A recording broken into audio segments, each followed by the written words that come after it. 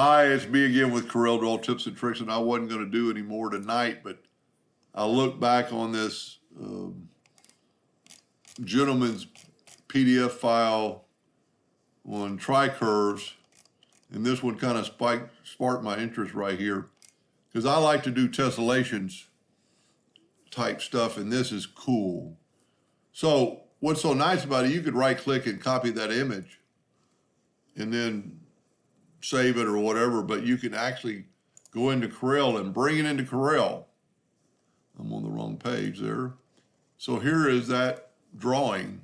So it kind of steps you through it, but we're going to make an ellipse, doesn't matter what size, but we're going to turn it into a 180-degree arc.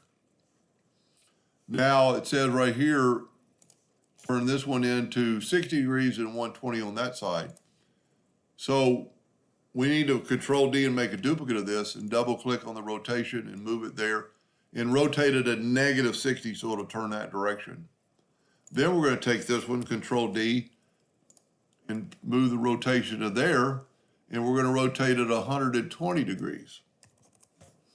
And you get that little point. And then you take that and fill it in, and the work's done, and now the play begins.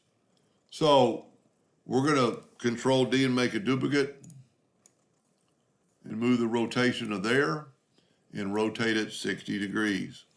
And then Control D, Control D, Control D. And what's so cool about this, let me move it over a little bit on the page.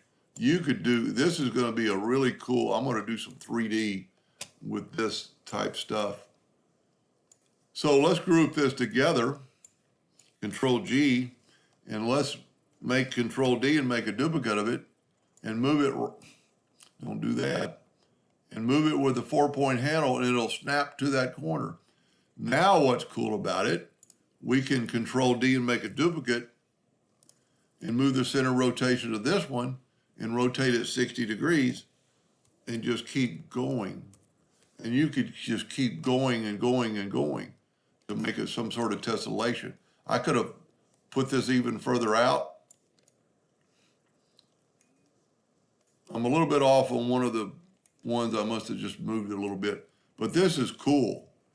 I'm looking really forward to filling this in with what I call a poor man's 3D and see what it's going to look like.